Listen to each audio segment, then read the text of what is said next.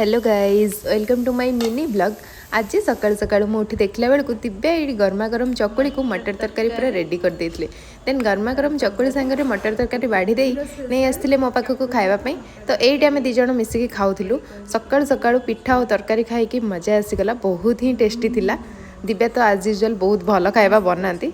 तो मुझे खाଇବା खाऊली मो देहटा आज बिल्कुल भल लगुन तो मुझे बेसी किसी काम कर पारि। दिव्या आज सब खाଇବା बनई देन तापर से लंच रे आज अंडा ऑमलेट बनई ये अंडा ऑमलेट ये मास्टर शेफ दिव्या ऑमलेट को उल्टे न पारि फाइनल ताको भांगी की पिज्जा टाइप रो कर देथिले। देन हमर लंच रे किछि एमती थिला भात डाली ता संगे ऑमलेट भजा आ एटी कांधियार पाग जोटा कि मोर बहुत फेवरेट। मते कांधियार पाग बहुत ही पसंद, बहुत ही फेवरेट। मते डेली एबे इच्छा हलानी खाया पे। आ दिव्या जो पाग बनै दउचंती वाओ केते टेस्टी लागुछि सेटा।